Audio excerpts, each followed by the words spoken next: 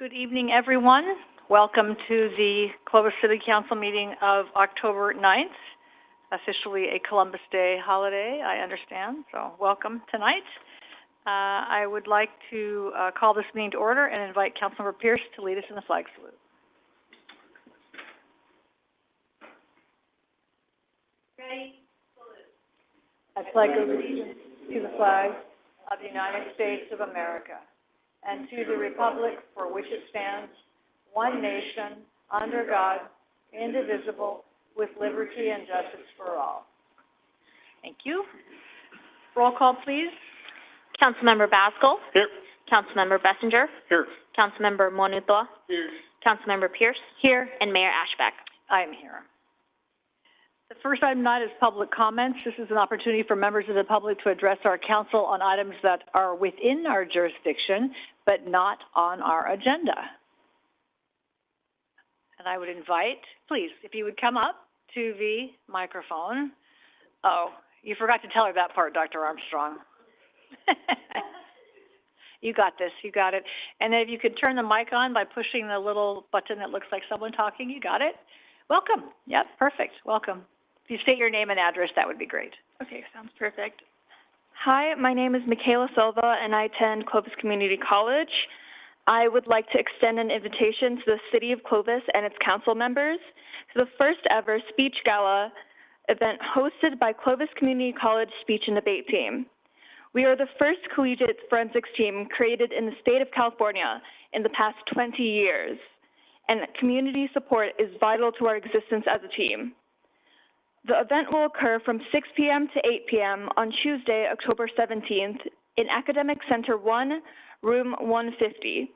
The gala is a chance for you and the community to see the hard work we have put in to become a competitive academic team. We hope to travel to 4 tournaments this year, and it starts here by extending an invitation for you all to come and support the team in realizing its goals. As we currently do not have a budget as we are brand new, we are asking for a minimum of a $1 donation to come and enjoy the performances. We hope you will find our work worthy of more support. We will serve light refreshments for the evening and a chance to take pictures with family performers and other distinguished guests. More details can be found on our social media page, CCC_speech_and_debate on Instagram. Thank you so much for your time, and I hope you can attend. Thank you. Thank you for being here. You did an excellent job. Appreciate that very much.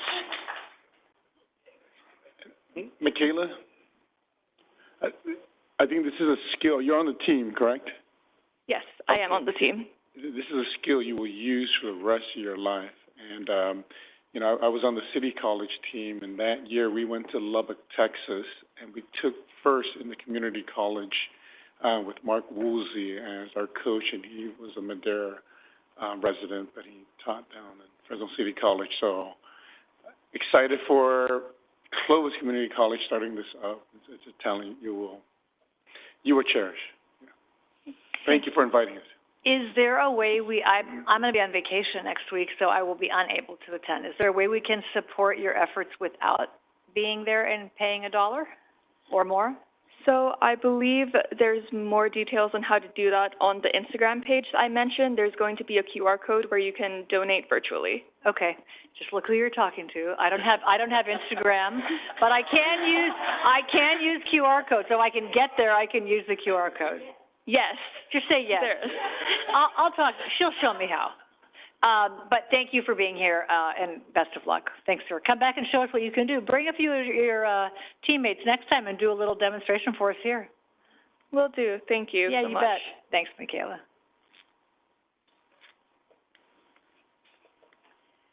Are there other public comments tonight?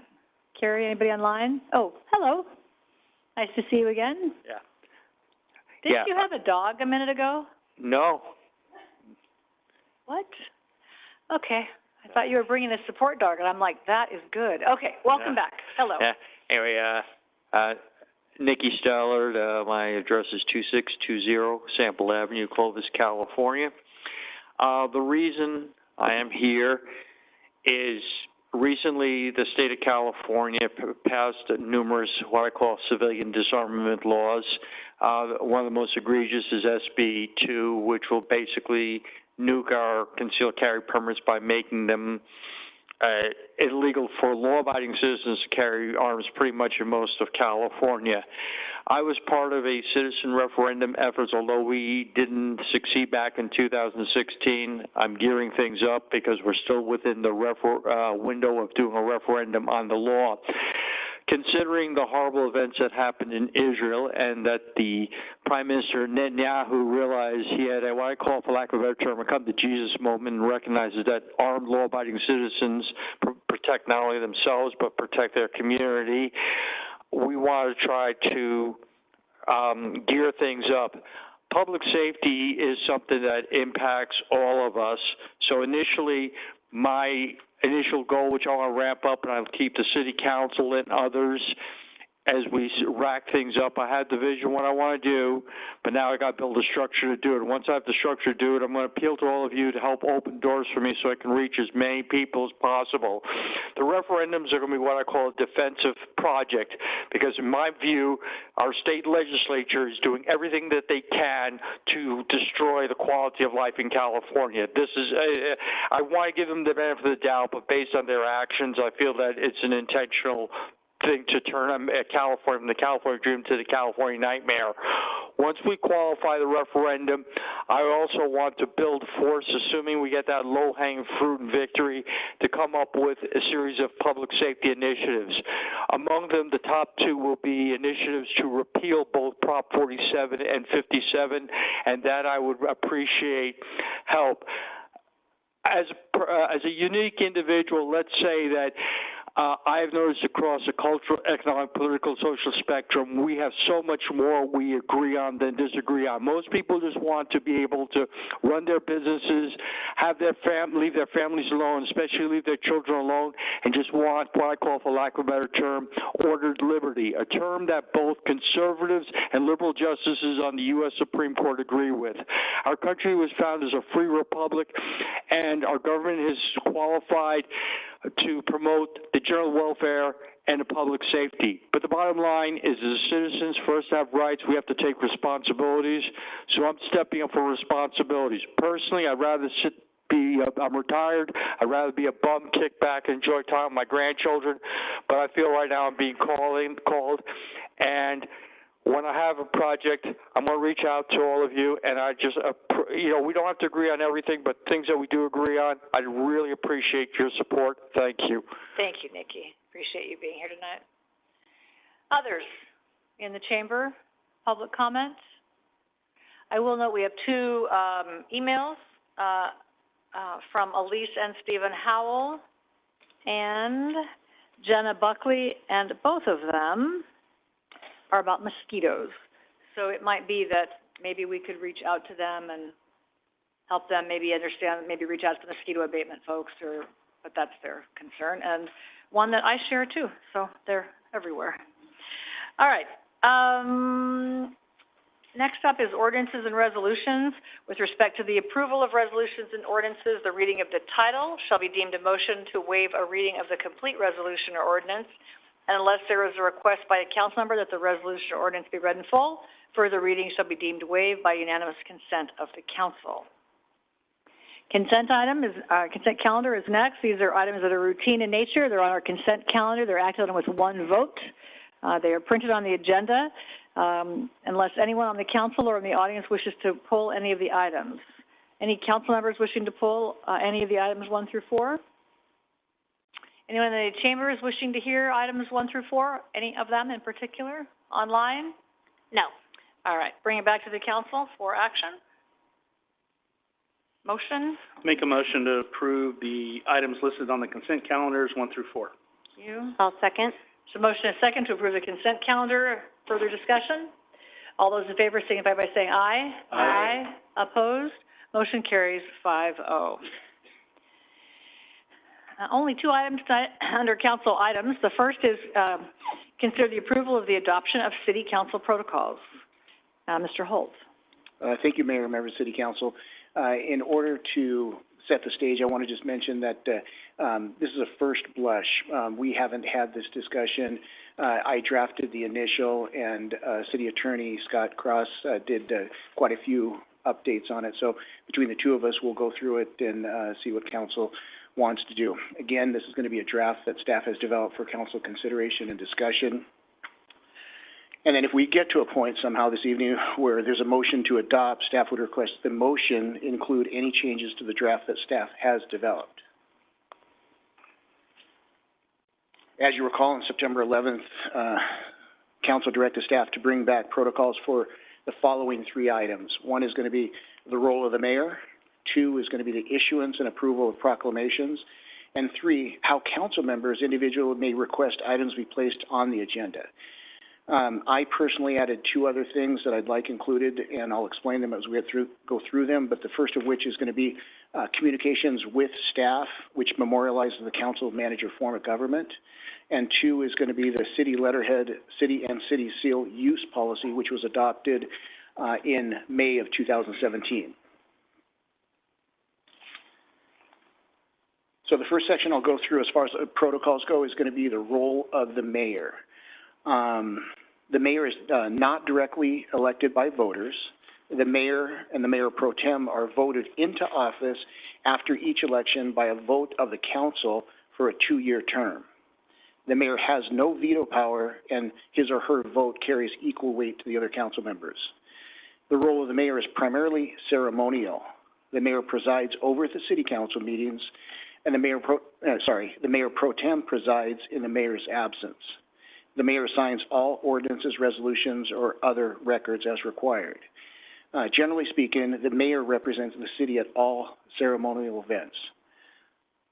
So what I'd like to do in going through these is to pause at each section and see if I can get some feedback from council on changes, additions, deletions. So this is probably the least controversial one, so. Oh, good, let's just go home after this one. We'll finish on this one. All right, so we'll pause, and have some council discussion. Have folks in the audience seen this? You can access it online. I don't know if we want to share it on the screen or, I don't know. Oh, I guess this summarizes the point, so just to make sure that you all can see that. So Diane, I'm going to start with you, if you don't mind, in terms of feedback, since you, as the newer of the council members, really felt the need for some of this clarity. So I guess maybe if you can lead us off on any feedback you have on this section, and we'll go to the others and see if we got close. I think it was Vong that was the one who had some question on this particular one, but I think it's just appropriate that this be included just to make sure everyone's on the same page with it. But I kind of said this one's probably not particularly controversial, at least in my estimation of it. So I don't know that I really have that much to add to this particular part. I just wanted to make sure. All right, other comments? No? No. Well, are you kidding? Is today Monday? All right, let's wrap this up. The only thing, of course, I have one, just to, if it may not need to be included in here. The question that we don't answer is how the mayor is elected. So for 25 years, we've had a rotation. We don't have that anymore because we're all upside down in terms of who's where. So I don't know, maybe not on this protocol, but at some point we're going to have to address the election of the mayor. We may just leave it the way it is because it could be a free-for-all every two years, but we have had a rotation that I think is a little disrupted at the moment, which is not bad. I just want to clarify, it's going to be that if you do take a look in the protocol under item number 1, role of the mayor, it does kind of spell out how the mayor and mayor pro tem are selected. Where does it say that? That very first paragraph talks about the mayor is not directly elected by the voters. The city council elects the mayor and the mayor pro tem following each municipal. No, right, but that doesn't say how we elect them. So we have had a rotation. So if we don't have that now, we're just going to have open elections. Correct. In every 2 years. I think that's a call. We'd have to make it today, but that was the only question that I had on that section. Sure, okay. If we want to extend the rotation, now district elections might help us extend that or frame up that rotation if we end up there someday or not.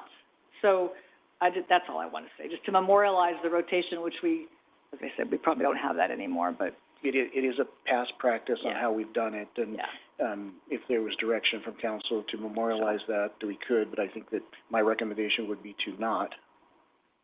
I just wanted to raise it. It's the question about, we've done that nicely and respectfully for 25 years, and, so that's all. It doesn't need to be in here, but that was my only point on that section.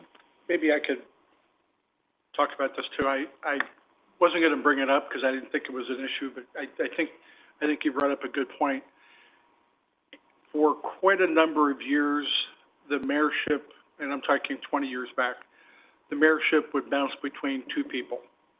And at one point, there was a discussion, I wasn't part of that discussion, where it became a rotation. So whoever was the mayor, if they were on the council, after they leave, they go to the end of the line, they become number 5.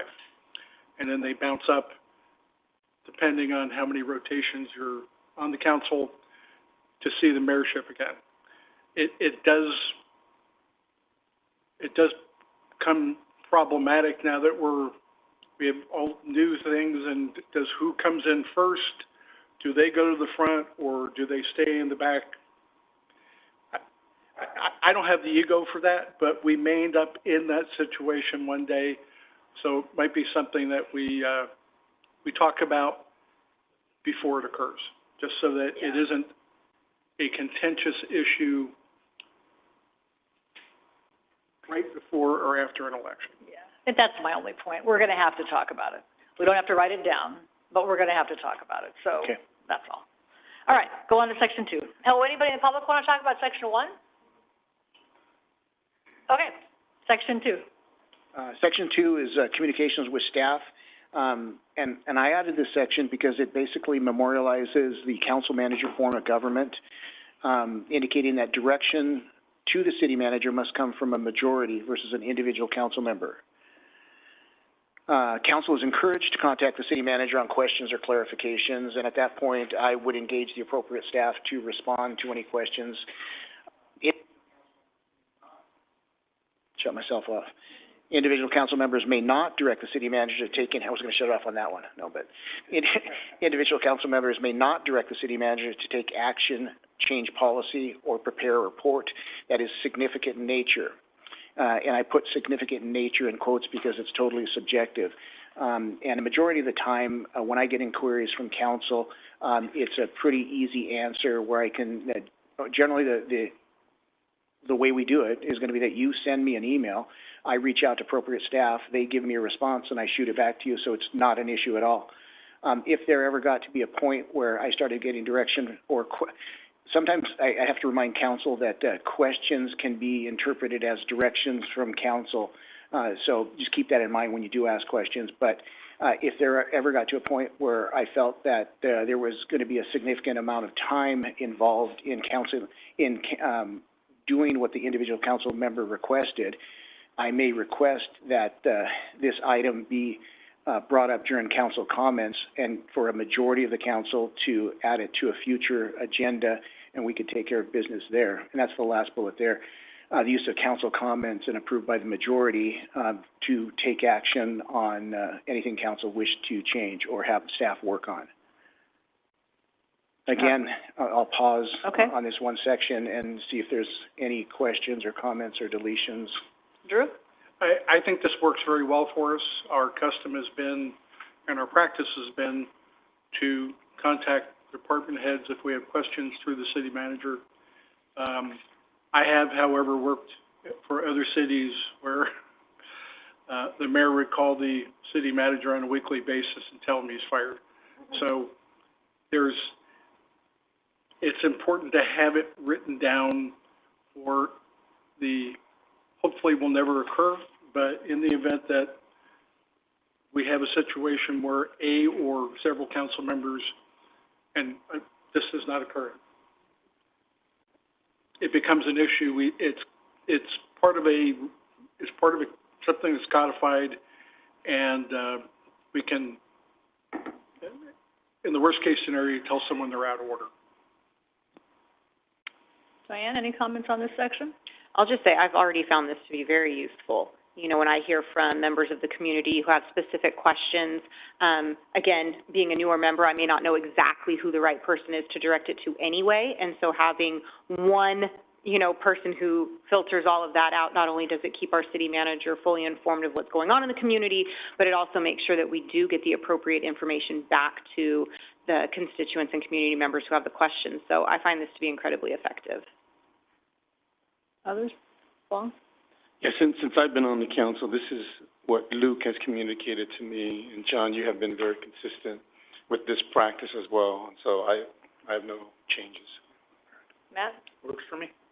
Okay, well, then there's me. I found a tiny conflict, what you just said, John, that sometimes a question is interpreted as direction. Correct. So in the first paragraph, it says, no individual direction of the city manager or staff is authorized. Yeah? And then the second paragraph says, a council member may also contact staff directly with questions or seeking information. So those to me are in conflict. So we either go through you always, or we don't. But if I called Scott and asked a question about, do you think the toters should be red? And Scott rushed out and bought 30,000 red toters, right? Like, it's not a question, it's really a direction. So I think I just found those two sentences in conflict. And what I've done here is pretty much memorialize what we currently do, because there are council members that do contact staff directly, but staff has been instructed that they're to contact me with the request and authorization to move forward with anything before they do. So again, I just want to be clear, just because it's the way we do it, I mean, I just want, Is that really what you want? So we can still call Scott and ask a question about whatever, and then in the response to Scott, if it's email, he's just going to copy you and loop you in that way. You don't want to be the central point. I guess that's the Yeah. Diane described you as the clearinghouse. This paragraph says I can call Scott, who then will copy you. Is it both? That's what we currently do. Is that what you want? That's not what we currently do. We're trying to find a practice that's consistent. So is that what we want to do? My preference would be that everything go through the city manager. Okay, so I think that's what we're trying to get at here. Yeah. So just because we do it doesn't mean it's the right protocol. So, is there any thought on that at all? We do it and it's great, and someday it's not going to be so great. So are we good with it the way it is now? Well, and then I guess the only thing I would point out there would be that the staff you currently have is extremely involved in communications. So even when I'm on vacation, I'm not on vacation. So when I get something from you, it's going to go back to Andy. If I'm out of town and I get something, it's going to go to Andy. Or you guys know that I'm out of town, it'll go straight to Andy. So I guess there are exceptions to the central clearinghouse. To give you an example of when John Holt's on vacation and Andy's in charge. Maybe we could change, or designate, we can do that because. I mean, maybe it's just as simple as that we have a question for Scott, we copy you. And then we start the copying ourselves as opposed to waiting for them to copy you on the reply. Okay. I mean, I'm just trying to get at what's the highest and best that we're trying to get at. So, I don't know, is this much ado about nothing? But right, you can't have it both ways. I sort of felt like it was two sides of the same coin in a sense that we're not prevented from contacting department heads or other staff members directly, but the overall concept is to make sure that the city manager is looped into those conversations so he has full understanding and knowledge of what's going on. So I didn't really take it as it must be done this way and only this way, but just, again, kind of that umbrella concept of making sure the city manager is looped in. Anyone else?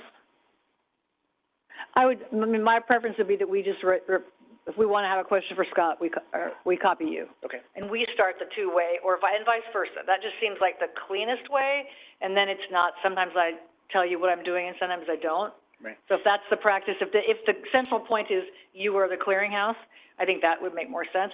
I also think when we're 250,000 residents, this is not going to work very well. Correct. So I'm just saying it'll work for 5,000 more people, but it's probably not going to work when we're bigger, so. Understood. Are you okay if we change it that way, that communication with department heads copy city manager? Yeah, I think Does that work? perfectly fine. Okay. Thank you. Yeah. And then I did a question where it says, nor shall a council member initiate any project or study. What if is that a project that requires city resources or any project at all? If I want to initiate a project in the community to plant trees with the Boy Scouts, is that a project that needs to come back here? Does it involve staff time or possible money? So that's the distinction. Okay. So that's probably the qualifier there. Any project or study that would require city time, resources, Resources. dollars, okay. Correct. So I might ask for that addition, because we're all gonna do something on our own Correct. in some way or another, okay. Okay? Comments? We having fun yet? Group editing is so great. Brent? Is it Brent or Brett? I knew that, I was right the first time. Hello, my name is Brent Burdine. I have a question regarding this policy that is on the public. It seems like in the past, when we've had a question regarding the city of Clovis, we approached our city council members. But now, under this, as the public seeking answers, should we just contact the city manager directly? No, I think this is really to govern how we engage with the city manager. If you asked us a question, if you asked me a question and I couldn't answer it, to Diane's point, I'm just gonna ask John. So we still are your representatives, so it doesn't really affect how you engage with the city, it's how we engage as a council with our staff. Okay. Does that make sense? Yes, I just want to kind of clarify Yeah. that, or should we? This isn't about, you can do whatever you want as the public. We have John's best friend, we start putting him on our speed dial. Yeah, no, it's a good question. No, this is really our behavior and our practices as it relates with the staff. Okay, thank you. Yeah, thanks. David? Good evening, David Rowell, resident of Clovis since 1991. And as some of you may know, my day job is I'm a lawyer, and one of the things that I tell my clients is, if you want to get away with stuff, it's good to be vague, but if you want to protect yourself, it's good to be specific. I heard somebody use the phrase, much ado about nothing. This is not much ado about nothing. You'll all recall recent events at the Fresno City Council and certain lawsuits about people communicating with staff in ways that were alleged inappropriate. It's good to spell everything out, and then you know exactly, where the parameters are, and it's easy to stay within them and make sure that everything is done correctly. So I would encourage you to make sure that you don't leave yourself on shaky ground and later go, oh my goodness. What were we thinking? Yeah, that's a good point. Thank you, David. Exactly. Yeah, good point. Thank you very so much. Yeah, you bet. Anyone else? Online, anybody? You'll yell at me if there's someone online. All right. Next section is city council meeting agenda preparation. What I have here is going to be the placement of an item on the agenda. No individual council member has the authority to direct the city manager to place an item on the agenda. There's one exception I'll talk about. I didn't go exactly the order of the protocol. I was going to say, wait, what happened to section 3? I kind of tried to go easiest to hardest. Oh, well, section 3 is easy, city council meeting agenda preparation. Go ahead. So we're talking about the placement of an item on the agenda. This is section 5 of the document. Correct. Right? 4 and 5? Oh, I'm sorry, you're right, 4. Sorry. Go ahead. So no individual council member has the authority to direct the city manager to place an item on the agenda. When we get to proclamations, there's going to be one exception. I just want to be honest. Any council member may contact the city manager to request an item be placed on the agenda. If the city manager determines the item involves a matter of policy requiring council discussion and or action, and it cannot wait to allow a council member to make the request under the option below, the city manager shall add the item to the city council agenda as necessary. And the option below is going to be that the council member could bring it up during council comments and request a majority vote to place it on a future city council agenda.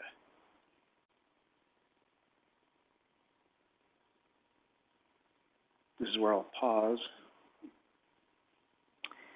Can you give me an example of what would be urgent enough for the city manager and one council member to have made that go like that?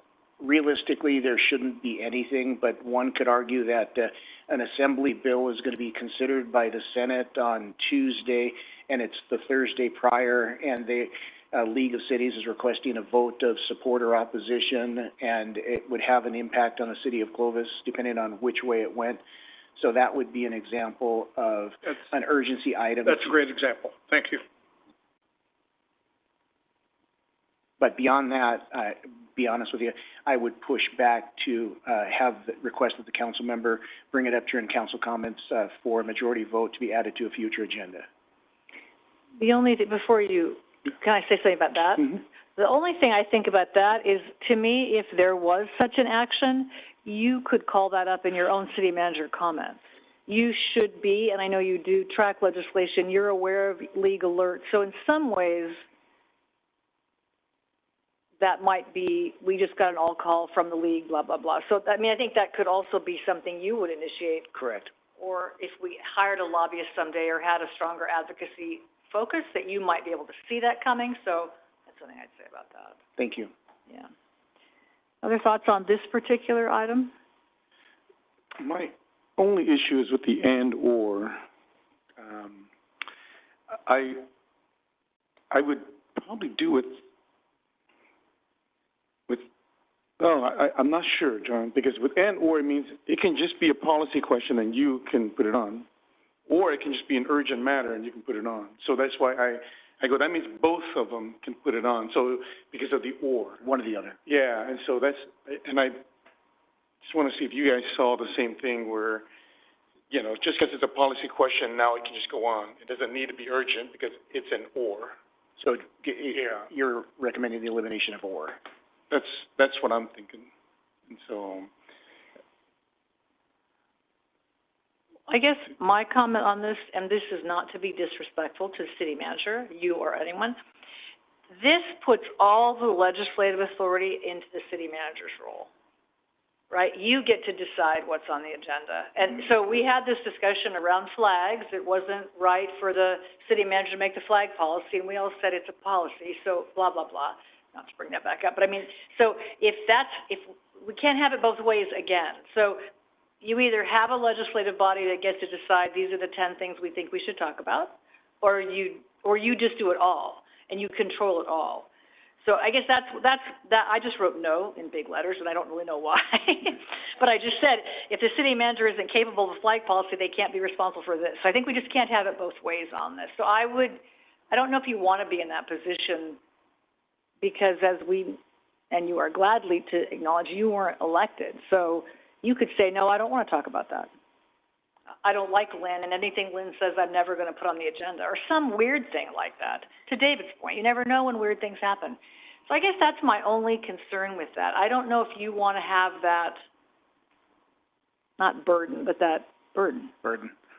So I guess the remedy to that would be to eliminate that section, and just the way to place it.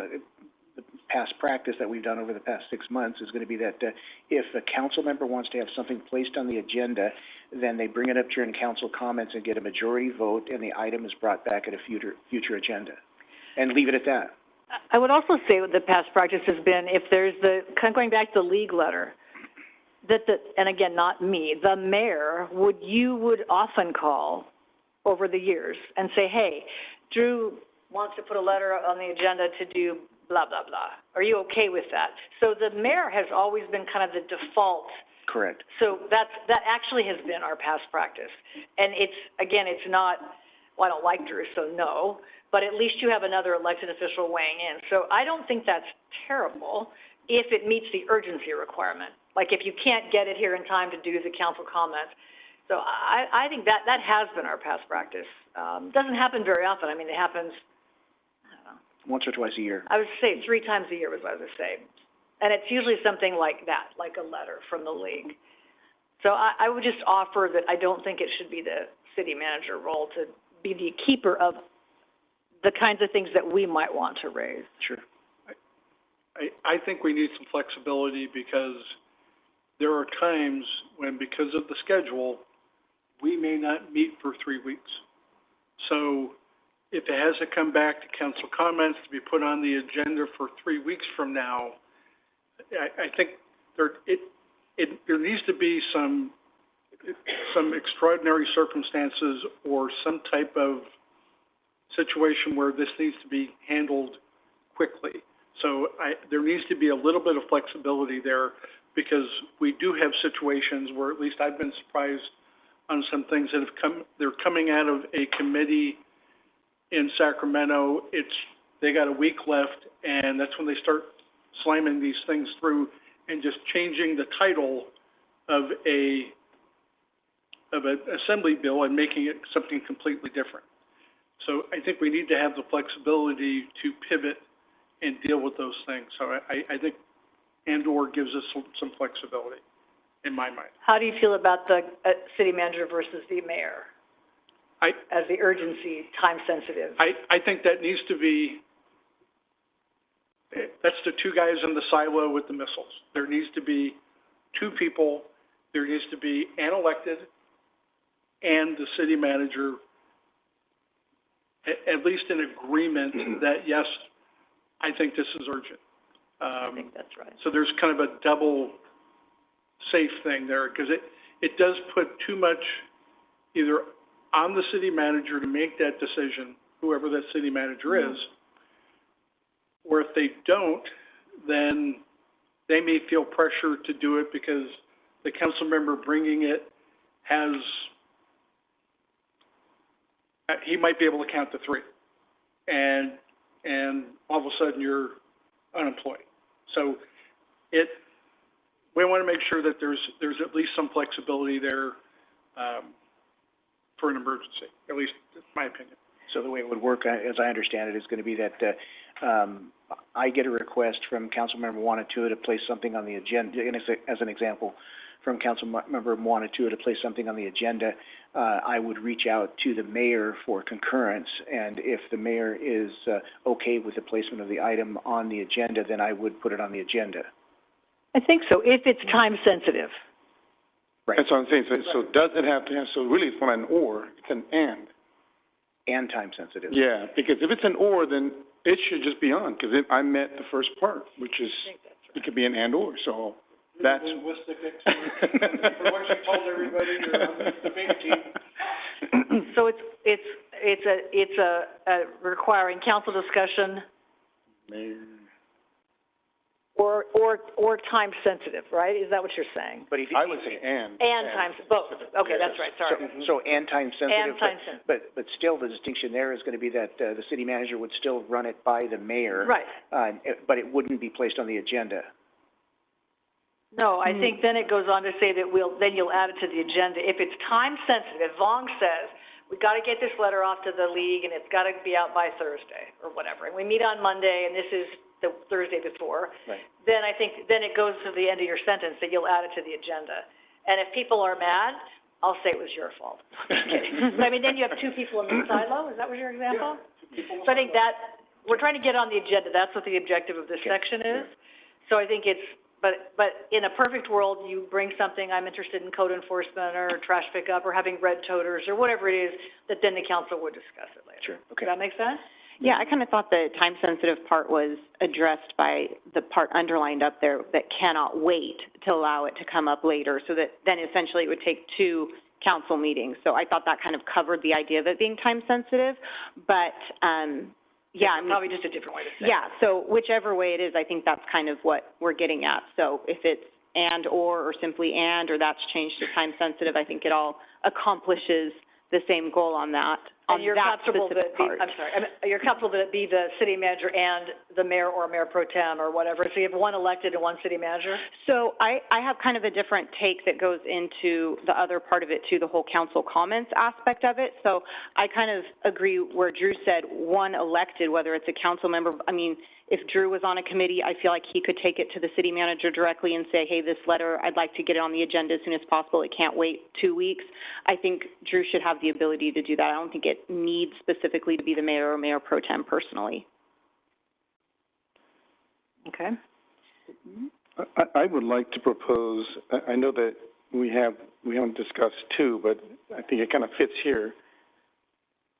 And make it where any of us can put anything on the agenda. It gets on the agenda automatically, and then at the beginning of the hearing, 3 of us can take that item off. So that way it allows us to represent whoever we represent. So that way our constituents now know, I got at the city to try to talk about this, but, you know, we're not ready for it. And so it allows us to at least have it on the agenda. In other words, it's very easy. Any of us can put anything on the agenda. I know that it can be where there's 80 items, okay? And so, because the other way we're doing it in number 2 is we approve first before it gets on. And so, I think it kind of works too, because there's a discussion, preliminary discussion on if we want it on. But I kind of like it where Matt wants to put something on. Yeah, that's just right. He's heard something. He wants us to discuss it. Put it on. But at the beginning of the agenda, the mayor will call and say, hey, anything, do we approve the agenda? I go, I would like the motion to remove Matt's item. And, I think it's not a good time to talk about it. And see if I get a second. Well, I thought we just kind of said that would be the case at, on council comments. So and during council comments, you could bring that forward, and then if 3 people agreed, then it should come back on the agenda for the next week. So, I mean, it's just, because I think sometimes if you say, I want to put this on the agenda, and we're talking about things that the rest of us don't know anything about, there's no time to really prepare for that process either. So, I like the idea of, if you want something to be put on the agenda, you bring it up in council comments.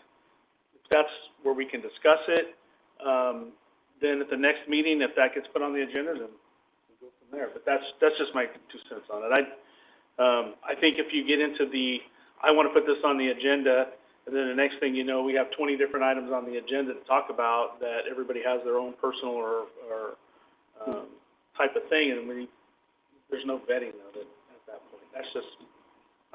Well, what I have experienced is bringing something up during council comments and the others going, there's nothing in here for me to read.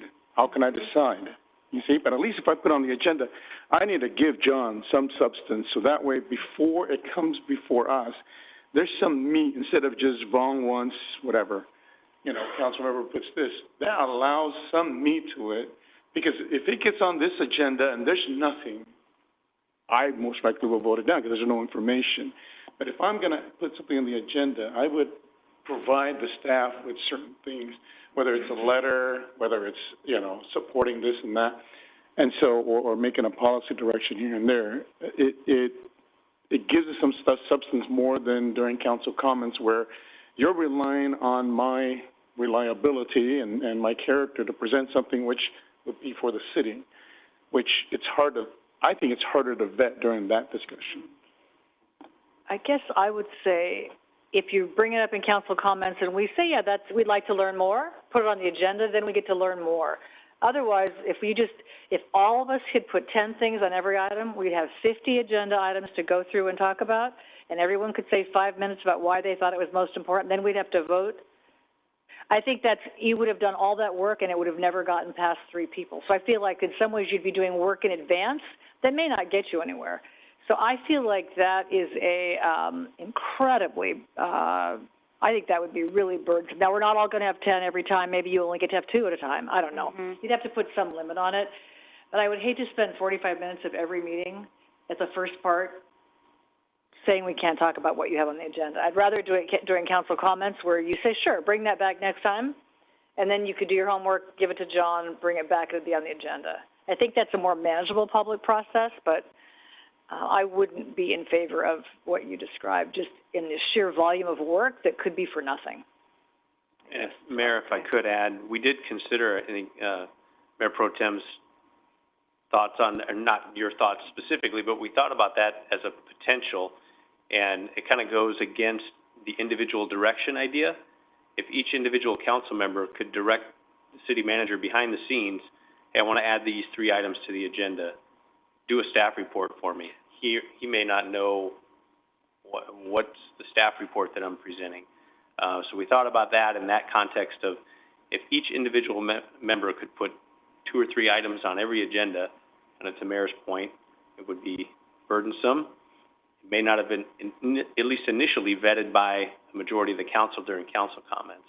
So, and I guess we may want to hold, we can have the discussion, but I think even if we go back to item 3, when we get to item 3, we kind of went out of order. We took item 4. Item 3 talks about the agenda preparation process in general, which the city manager and the city clerk have quite a bit of authority in developing the agenda based on what is needed for the governance and administration of the city at the time. So even on item 1 that we were talking about, something that a council member brings up to the city manager, if the city manager is aware of that and there's an urgency, he or she can add it to the agenda already if it's deemed in the city manager's opinion that it has to go to council. Item 1 under 4 that we're talking about is really in the instance only if the city manager for some reason is not aware of that and a council member brings it up to him or her. So just throwing that out there. We may want to continue with the discussion on this, but loop back in kind of the overall general agenda preparation process and the responsibility of the city manager and the city clerk for that. You want to go back to 3, John, and then we can come back to this? Yes, I didn't prepare a slide for this because there wasn't a lot, but let me cover that section. Is going to be in item number 3, which is the city council meeting agenda preparation.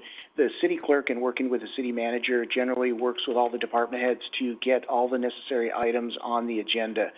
The section that was written with regards to council is except as otherwise provided in these protocols, no council member, including the mayor or the mayor pro tem, has the authority to individually direct the city manager or the city clerk to place an item on the agenda.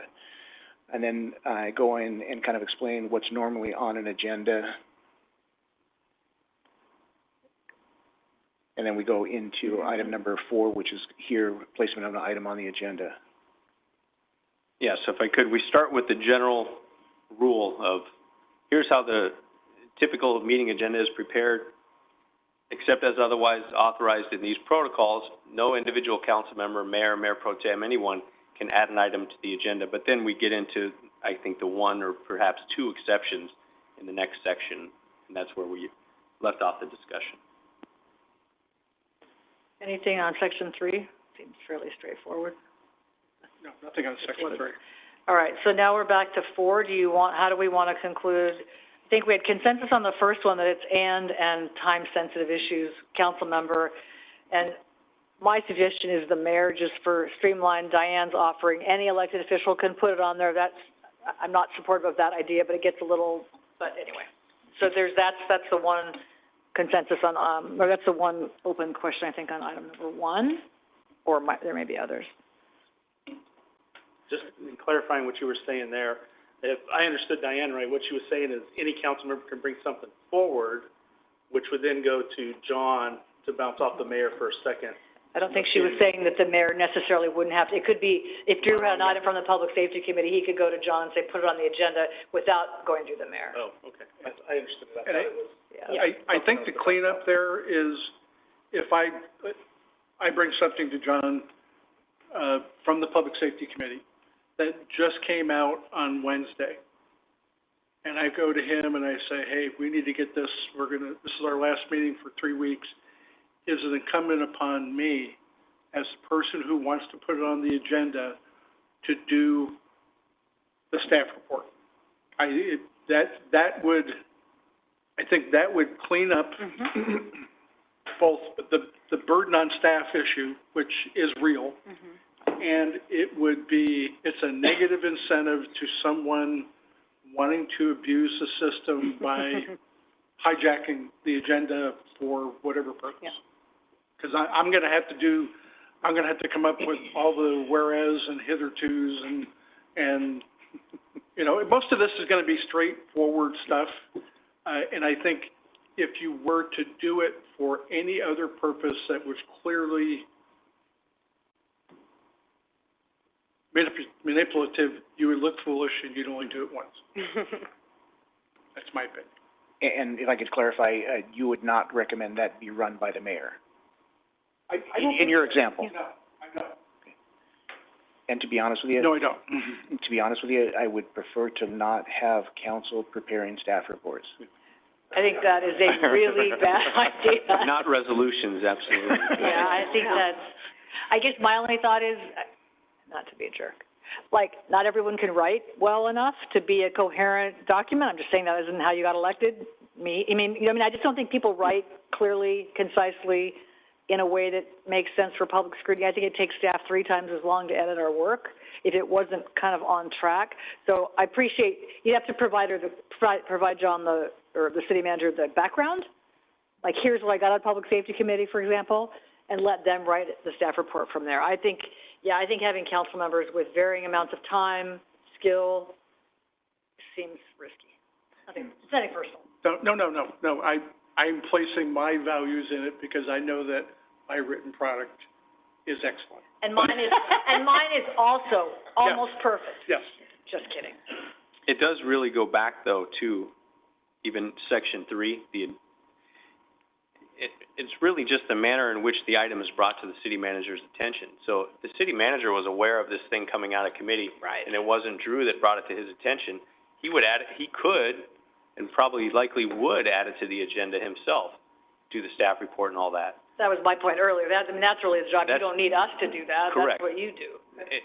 It really comes about only in the context of if for some reason it's not a matter that's, intended to be on the next agenda, Drew brings it up to John, John says, oh, I wasn't aware of that. Okay, yeah, it looks like there's some urgency to it. It's a policy decision, and it's gonna need action by the council. I'm gonna add that to the agenda. Well, John's making the determination that there's an urgency to it. It can't wait for Drew to bring it up at the next, city council meeting during council comments. So it couldn't be the 2-step process that we're talking about. So he would add it to the agenda, and in that context, he would have enough information where he would be able to prepare the staff report. With that's always been something which kind of baffled me, in that if I was going to bring a letter up, I first bring it to council comments, get 3 of us to go yes, send it over, then he drafts it, and then at the next meeting, I get it. But John can just get that letter on this agenda and have his vote on it with only his opinion, depending on whoever's the city manager. So in other words, I look at that, and so sometimes I see letters and go, we didn't have to go through that, or he didn't have to go through that, but for me to propose anything, I need 3 of you. We're just using letters for now. So in other words, those 2 make it where staff has much more authority, back to your first point, than we do, yet we set the policy. So something that I've noticed when I've gone on, that all staff, right, you can put anything on. Yes, it's all city stuff, where it goes into these items, but there are certain things in which it seems like when we do it, wait, hold on, you need 3. And so that, I only put that recommendation or the suggestion on because there are times in past practice where in city manager or city council comments, we took action. It didn't come back. It just, we kind of looked around in consensus, yes, and boom, a letter was out, or we did this, or we agreed to that, and it became an action where, it was never notified, it was just, we talked about it. And so at least to allow everyone to have that opportunity to put it on the agenda, at least it's an agendized item, so we can talk about it, and then it can then go back to where, hey, it never got moved forward, it's still, but at least it's an agendized item in which now we can vet it out. So no, it doesn't. In some ways, letters are not a good example. Our job is to advocate, period. I mean, that's the thing. So in some ways, I think it's the city manager's job, or whoever you would delegate that advocacy piece to. You guys are tracking legislation, you're tracking what the league's doing, you're tracking this, you're tracking that. So I think there's that. And then I think what we might bump into, we might find something else that of interest to one of us that maybe didn't make it on the league radar. So I wonder if there's if advocacy is something different. Policy, projects, road construction, build a park, put up a fence, those I think require, you need to raise it, you need to bring it back. But I wonder if advocacy is not the best example, because those do come on. Senator Grove was in Clovis today, and I'm making this up, Senator XYZ was in Clovis today, and they talked about this bill that's coming to Sacramento tomorrow. Can we do something tomorrow? Like, that happens, but that doesn't meet any of these criteria. So I wonder if advocacy is something different, that it's your job to track it, or Andy, or whoever you delegate it to. It's our job to track it, and maybe that can have its own kind of come up during council comments, if we all think it's really important, it has to go out on Tuesday, that we could take an action. Is that a thing? Scott? Is that a thing? Could you just have a category of action called Yeah, I mean, I guess there, advocacy or something? yeah, that's possible, because I guess someone could contend that sending a letter of opposition or support for some state bill, is that really a matter of policy for the city that requires action in that instance? So, yeah, the state gets 483 letters, either for or against. They probably look at them and throw them in the garbage. So, I mean, is it really all that urgent? As opposed to a council member wants to have a discussion on changing the ordinance for backyard chickens. Certainly, we would want to have that raised during council comments to see whether there was 3 of you that wanted to even have that discussion on a future agenda, you know. So perhaps we can come back with something like that, letters of, I mean, we could even call it out specifically, letters of support or opposition for state legislation, something like that. And I think, I mean, if you stay on that, so let's say there's a piece of legislation to make every Monday a holiday, or whatever, and that has some impact on the city, and we weigh in that, yeah, that's a good thing, or that's not a good thing.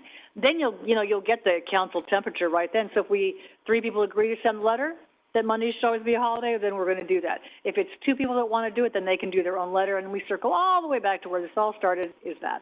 So it might be something like that. Maybe letters, I guess it just dawned on me that letters are probably not the thing we're worried about, right? Maybe you could think about how to come up with that kind of language. Because those things do seem more time sensitive. Yeah, the letters They're not are... urgent, they're just time sensitive. Correct. They're a little bit more innocuous than some of the other stuff that could be raised. Yeah. You know, individual policy goals or something, a pet project that a council member may have. Yeah. It's like, well, do we really want to add that to the agenda before it's at least vetted during council comments? Or there's some urgency. Yeah. Just a thought. Any other thoughts on that? Well, I kind of have an entirely different perspective. It's a little more along with what Vong was saying. I feel like as elected council members, I don't understand why we wouldn't have the ability or authority to put something on the agenda, because that's really the most appropriate way to follow the Brown Act's concept of public meetings, public discussion. And in terms, as far as like the concern of like, well, you know, we don't want Diane bringing 15 items every week, I think there's definitely ways to work with that. Number one, just the whole how our agendas are already put together with department heads working with city manager, city clerk to make sure things are timed out properly. I have no problem with limiting ourselves to, you know, 1 item an agenda, 2 items per month, whatever would be reasonable for that, I think is completely fine. But I feel like the times where things have come up in council comments, it's really just kind of gotten messy, because that's not really where we're supposed to have lengthy discussion about things. And so it hasn't been fully discussed. And we had, particularly the last time with the letter, it got kind of mucked up procedurally. But if it had been an agenda item, none of that would have been the case. And so my personal opinion is that if any of the 5 of us had an issue that we thought was worthy of discussion by the council, I kind of feel like we should empower ourselves to be able to bring that to each other for that discussion. It doesn't mean that, you know, any and everything Vong wants to bring forward, I'm going to be completely supportive of, but I am completely supportive of his ability to bring that forward. You're saying without item number 2, in council comments, and then you get consensus there and bring it back? Yeah, I feel like just being able to place an item on the agenda, then it's open for discussion. We find out what the consensus is, and we're able to vote and take action on it. We're able to have full and complete discussion. The public's able to weigh in on it at that point. And, I mean, to be quite honest, I was surprised, shocked, really, when I found out, oh, as an elected council member, I have no ability to put something on the agenda for council discussion. That seemed bizarre to me, even just to start with. And I think there's plenty of opportunities to make sure we aren't stifling that type of discussion that council members think would be valuable. And I think there's plenty of ways to put parameters on it to, again, make sure that it's not being abused or what have you. I actually, anytime I had an idea for something I wanted on the agenda, I kind of assumed it would be my responsibility to do something akin to a staff report, not writing a whereas, wherefore, ordinance or resolution or something, but at least be able to then have the opportunity to say, hey, I brought this item forward, this is the background on it, this is why I thought it would be useful for us to discuss it, and then take it from there. So I felt like that would be my responsibility. I think we can make sure it's not abused, and I feel like that should just be an automatic part of our authority and responsibility as elected council members. Other thoughts on that? Drew? Are you waving? What are you doing? I think to the point of, I contact the city manager and I say, hey, this just came out of Public Safety Committee. This is going on Monday. We need to do something. That's where the default could be, then you need to write a letter, Drew, on city letterhead identifying yourself as an individual council member, speaking on a non-agendized, non-voted for issue, and you work as, I did that when I was the mayor. When Governor Newsom shut down restaurants and our beauty salons and our barbershops in July of 2020 or 21. It all kind of blended together. I wrote a letter to both the governor and to the director of the Board of Consumer Affairs saying that our barbers and hairdressers are highly trained individuals and they should be allowed to conduct their business. They know what they're doing. And I did not, and I identified myself as an individual on a non-agendized item. So that, maybe we're overthinking this. If I need to write a letter on something and this is later addressed in this report, we can do that. The exception in number, I think we're talking number, I gotta get my, number 4.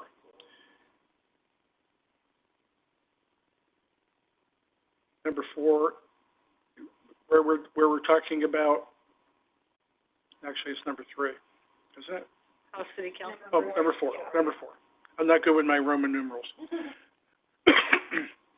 Item number 1 needs to be an urgent matter and not a letter. And I don't know how we would flesh it out, saying an urgent matter of significant public interest that cannot wait until we go to, we use the standard process. And this would kind of cut out pet projects or the issue of the day. It's like, you don't meet this does not meet the urgency, this is hot and we need to deal with it now. And that's my thought. I think you can put things on the agenda during this council comment idea. And I guess maybe history is not helpful, but the way the council culture has been, let's all kind of go forward together, as opposed to individual council members having sort of one-off ideas. And I guess that's sort of where, in my mind, that's where some of this is rooted. So if you're during council comments and you bring up that you want to talk about X, and you have 3 people that want to talk about it, then it could be an agenda item the next time. As opposed to the, I don't want to call it other cities that operate the way, like anybody could put anything on there about anything. I don't want to become, for Lynn Ashbeck doesn't want to become that. And I guess I think you can get it on here by getting consensus from 2 others. You've done that a couple of times, right? Everybody's done it some way or another. I just think having, I feel like the greater good is at risk when it's, I want to put something that maybe have something totally not even to do with the city of Clovis, but you have the authority to put it on the agenda.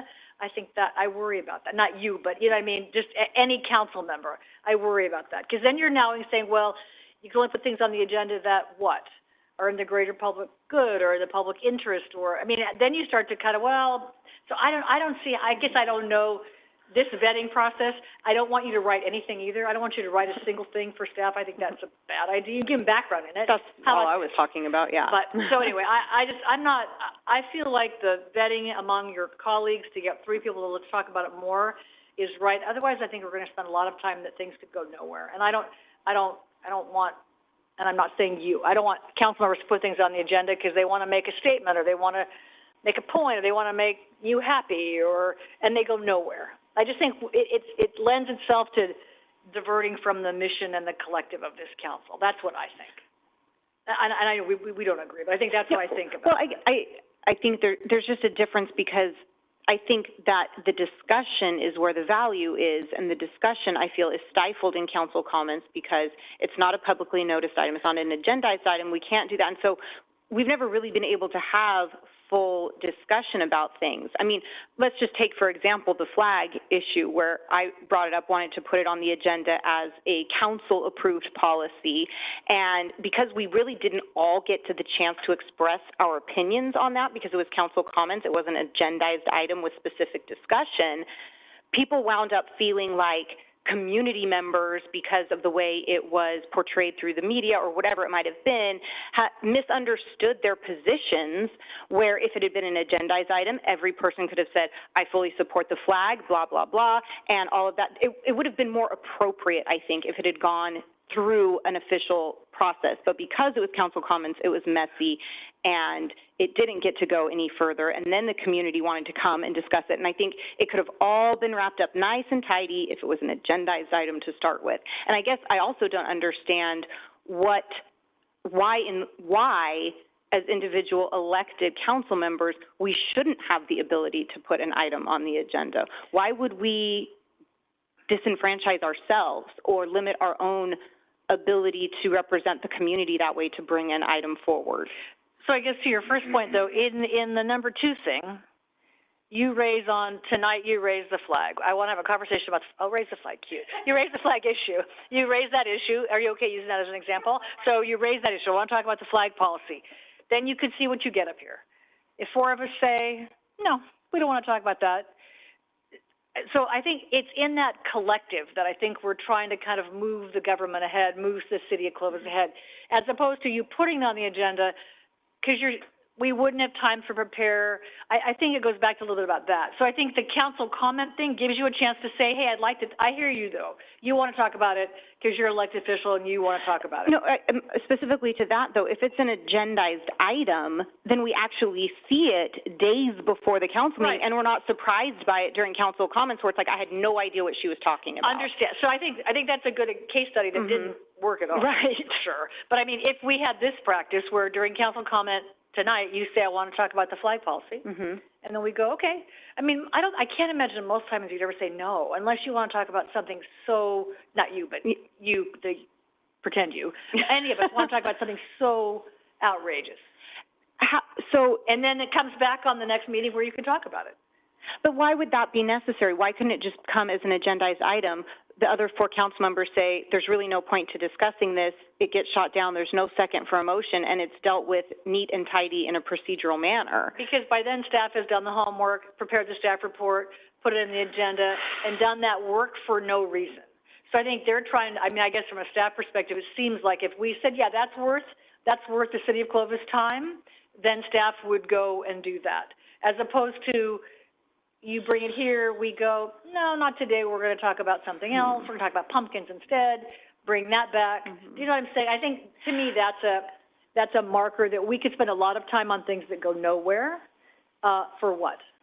For an individual, and I'm not saying me, for an individual council person's what? I did my part, and I'm a better person than you are, whatever, all that nonsense that gets spun out there. So I think it's a little bit of a checks and balance before staff invest time, is what I would say. Because they're going to have to think through the flag. I mean, on your example, that's what I would say. I don't know. That's my take. Mayor, I brought the idea up because there are times in which I've made a decision because I didn't know. You see, and so it may have been a great or horrible decision, but because I'm not informed, I will not put it on the agenda, or I won't vote on it right there, because it wasn't to vote on the agenda, it was actually to vote to see if it would be a council, policy or not. So in other words, it went further than, this clarifies that, okay, if you bring it up, it becomes a council item only, okay, so, but before it wasn't this. Right. But I think if you put it on the agenda, and back to, Councilmember Pierce's point is, now I know. Okay, because that meeting I came, I looked on nothing on the agenda, right? I didn't prep, I didn't do anything, and then during council comments, these things come up, and I go, oh, well, what's going on? Where are we? And so it makes it where, we in the past have made policy and or decisions that represented the city in council comments, and I'm fine either way, because I think these two policies makes it much clearer than before, in which now it just gets on the agenda. And so, I'm just proposing we can get rid of both of these and just say, you put stuff on the agenda. Okay? And any of us can put stuff on the agenda, and now community members can come and they can, weigh in on it. And for us to put something that is a non-city issue or something like that, we're going to own it. We're going to know who put that on the agenda. It was me. Okay, it was my item. I put it up, and the community is going to go, okay, well, why does Vaughn keep bringing these things up? Wasting these issues. At least the public now will also know that, kind of vote them out. So I think it gives more concrete discussion points, because during council comments, it's hard to comment, and sometimes, depending on our friendships, which we, sometimes have friends up here, as in we know each other, you may say yes by not knowing too much, or you may say no because I thought I knew more than I should. So that's yeah, that's 2 points, two sides of a coin, 2 points of view on that. Anything else on this? I don't know. I don't hear that we have consensus on that idea, so not sure what you're going to write from here. I guess I would suggest, I'd like to try this council comments, raise the issue, bring it back for 6 months and see if anybody feels thwarted or that you don't get to raise your issue. And then if people say, hey, you say 4 to 1 every single time for everything I ever say, then I think we could revisit it. I trust us 5, I don't trust a future 5 to kind of keep this on track. I think this could go off the rails very quickly, and I don't think people pay enough attention, and I think people that like what I say are going to go, good for you, and keep putting that on the agenda. And those of you that don't like, those people that don't like it are going to go, what are they doing? So I worry that it's kind of divisive unintentionally, but my recommendation would be to try this, clean this up a little bit, try this for 6 months and see if you feel like you get it to put things on the agenda. If you're prepared for it, say it on a Monday night, we'll be back the next Monday. I think but that's just me. That's why I was eager to say something. This is a good example of that, everything we're talking about tonight. When it came up in council comments, not to violate the Brown Act, I called Vaughn and I said, the draft that was originally on this it started talking about the conduct of council members. And that did not float well with me. If I want to act one way or another, then either you're going to vote for me or you're not going to vote for me, but I don't need a code to tell me, well, you shouldn't have done that. That was not, and I was fully prepared to vote no. And Vaughn made a very good case, and if you were here and you heard my yes, it was a very resounding, okay, I will listen, okay, I'll have the discussion. Because, well, there were 2 people who were very clear, no. And I was like, yeah. And it's, in some ways, get your attention, that seemed bad. In some ways I regret, Yeah, this is all your fault. But I think the council comments way of getting something on the agenda it makes sense and it's viable. Because it gives it already, you have checks and balances. There needs to be an exception for exigency, true exigency, and then I'm okay with staff having the ability to place stuff on the agenda with the full knowledge that if there's some issue on that at some point, that's gonna be on them. And so, I'm okay with the policy as stated. I agree with Lynn. We take it for a walk for a couple of months to see if it works out. But I would not be in favor of one person being able to, regardless of who it was, me included, being able to say, I want this on the agenda, and the rest of us go, I just think it drags things down, but that's just my opinion. Yeah, I think that's right. I would agree with that. Anyone else? I was just going to add, my beginning comments were that if we ever got to a point where we would recommend making a motion to adopt this, I'd like to have whatever action council would like to change the current policy. This is the first item where we had kind of a split support of between individual council member being able to add an item, or basically what's recommended less the or that we talked about here. Would it make sense to take a motion on this particular item? I'm lost in the, I don't have any idea, because right, so you started by saying just give you feedback, this is our first blush.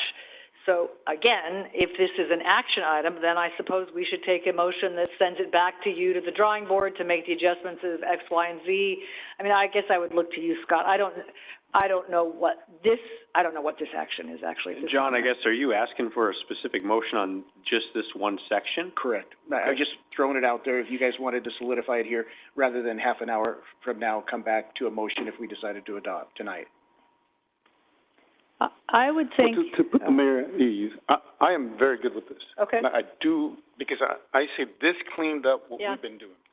And I'm happy, that now we get to try it, and it only puts it on as a discussion to put it on the agenda. And so that has been semi-past practice. So it's worked. I only threw the other idea out, so just in case if there was support, and if they're not ready or don't want it to. Okay, no, I think that's good. So I wonder, is this how it works in the real world? So we could table item number 5, because the action, it's an approval action, so it is an action. So maybe we could say, we're not ready to approve this, that we're going to send this back to staff for kind of cleaning up. Scott's taking copious notes, how this language gets reflected. We'll try it for some period of time. I mean, it might not be, we could make that motion to table it, make the adjustments, and come back and do that. Is that how you do it? Or do we just take no action? I guess what I would want to get through all of the draft protocols. Right, agreed. Get the consensus from everyone. I don't know that we need to take a formal motion, but I need to hear from at least 3 of you. I think I'm understanding that we're going to keep the word and, remove the word or. I've got consensus on that. But the rest of it, I think I'm getting a consensus. We have some other language that we can modify, and what I would do is prepare kind of a track changes so you can see if that's what you want. Otherwise, if we get to a point tonight, though, where you're comfortable with it, I can try and restate some of these things. It might get a little lengthy, but however you want to proceed. But I'm happy to make some edits, bring it back at the next meeting with track changes so you can see. Hopefully you all remember the discussion from tonight to remember, oh, yeah, that's exactly what we said, or, we may have a further debate at the next meeting, so. Well, why don't we finish it? We've gotten a few comments on the first section. I think where we are in section 4 to what Vaughn just said. I'm not going to say it again, what he just said. And then I think there's at least three that would say, let's try number 2, clean up that language if it needs to be cleaned.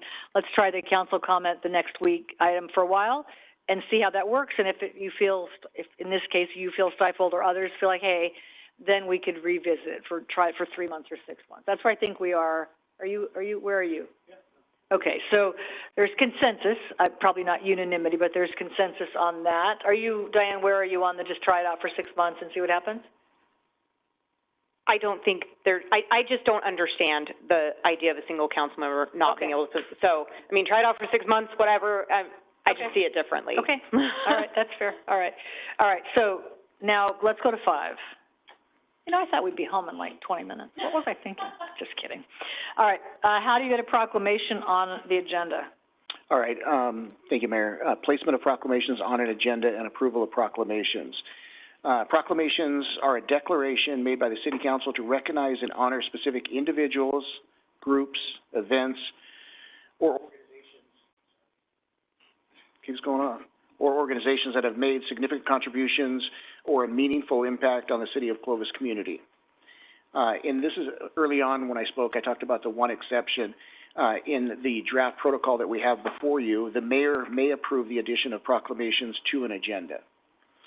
Proclamations shall only be presented at City Council meetings in a public ceremony and shall be considered and voted upon in the same manner as any item of business on a City Council meeting agenda following public comment. Proclamations will be approved with a motion and allowed public comment.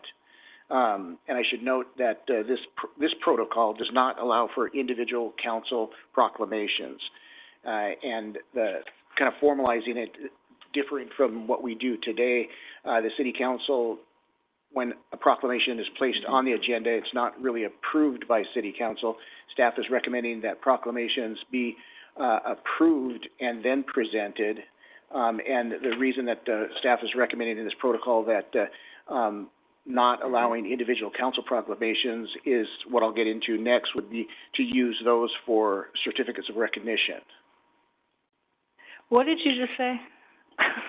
That the council approves a proclamation before it gets? Correct. Where does it say that? It's in the proclamation, in the protocol itself. Deemed honorary, proclamations may not be used in whole, present at the council meeting, if approved by a majority of vote of the council. So we have to know that this proclamation is coming 2 or 3 weeks before, so you can give it to us at a council meeting, we can prepare it? No, I think, Scott, you can help me out with that, but practice of other cities is going to be to, as part of the process of presenting the proclamation, to have the City Council approve the proclamation before it's presented. That same night? Correct. So if you think about it, I mean, the practice that we've done in Clovis historically for proclamations, a proclamation is an item on the agenda, just as any other item on the agenda. So technically, under the Brown Act, we should allow an opportunity for the public to comment on that agenda item. And the council really should vote to approve, again, based on the wording that we use for our proclamations. It's a proclamation from the City Council of the City of Clovis. So technically, it should require a vote of the council to be approved. Now, there's a second option that John will get into, the informal proclamation, which are individual proclamations that individual council members could do outside of a meeting. But they wouldn't be presented at a city council meeting, they wouldn't be voted upon by the city council, they would be signed by an individual council member, and it would read from that individual council member. So, just a suggestion, because it is an item on the agenda, you could continue with the current practice. I would suggest, however, that we at least open it up to public comment, because it is an agenda item. Proclamations are agenda items. Whether or not you want to formally vote on it, that's up to you guys if you want to include that in the council protocols. Okay, I'm going to wear this on my sleeve. I think that is a horrible idea. That is ridiculous. That's like, come to my house for dinner. Oh, no, you just got here. I don't like you. You can't stay. I think we shouldn't do proclamations. If we can't honor someone else without voting, because I just think that is a horrible idea. It's a public relations disaster waiting to happen. 100%. I think we have managed it pretty well, and I don't think, I am totally not. No, I'm not going to. Fine, we could keep it that way. Yeah, I'm not going to vote on. I guess I would suggest that the proclamations remain pretty innocuous. They are innocuous. Non-controversial. So if we wanted to do it that way, anything that would be of controversy, I guess I would suggest we do the informal one, which John will get into next. Well, I also would say if it's in your packet the way it's, I have given many proclamations outside of a city council meeting. I think that's not. So I don't think that's right. I don't think that. We can give them wherever that person might be. But I think if a council member had an issue with a particular proclamation, they certainly could excuse themselves from the dais. Again, do you mind being a case study? And early on, there was a proclamation, one particular word. So I think the option would have been to step away. And I think even you said, well, that seemed rude.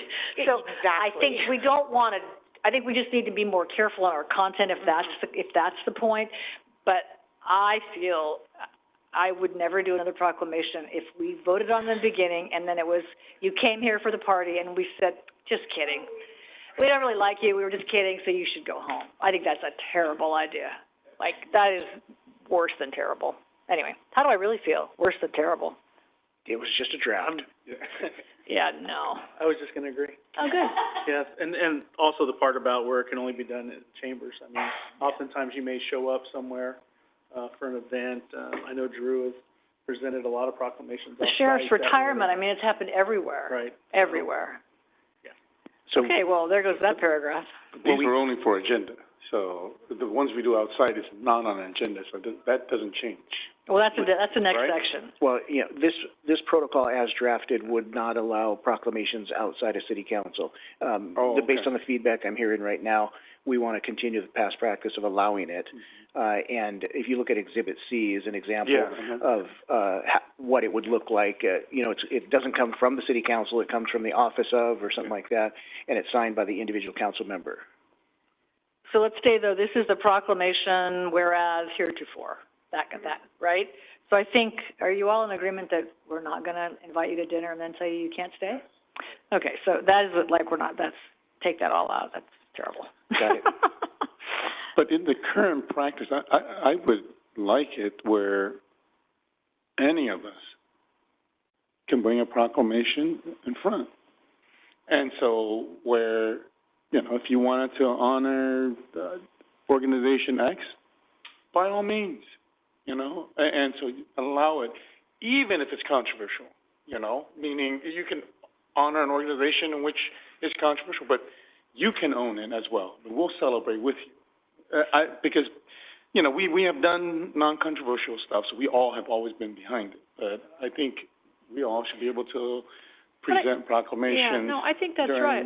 During I think if it can come through this, how you decide who gets a proclamation, this doesn't address that, right? And that's really the question. But we have given proclamations over the last 22 years that I thought they weren't proclamation worthy to me. They didn't rise to that level.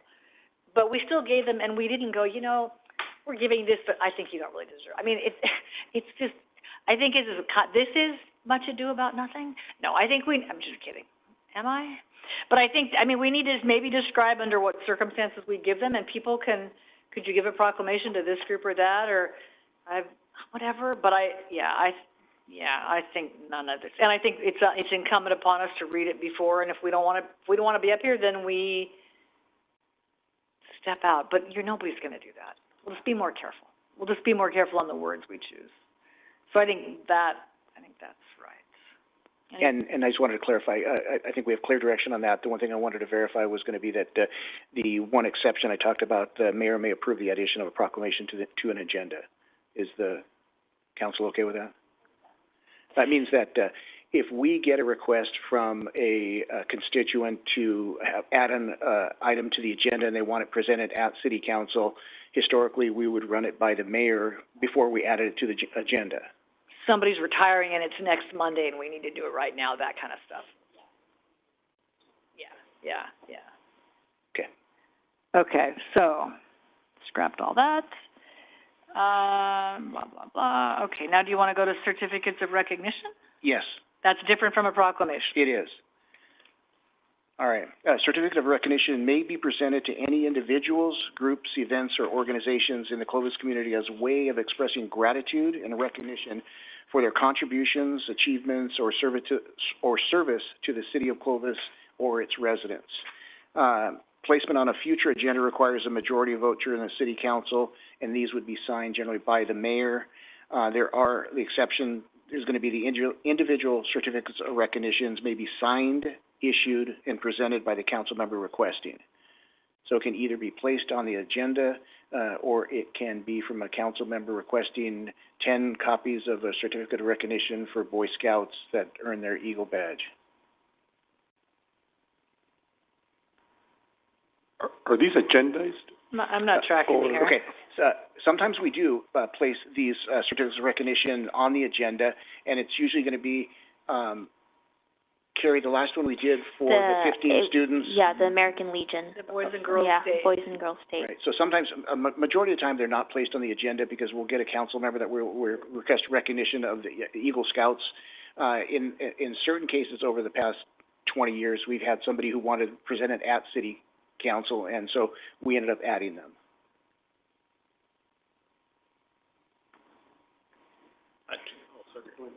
No, I was just gonna say, that sounds like a easy idea to, you know, if any one of us wanted to go as a council member, to give certificates of recognition, then we should be able to do that, so. Well, I think the Boys State example, they didn't come asking for a certificate. We offered that because it's good for them, right? They didn't ask for certificates.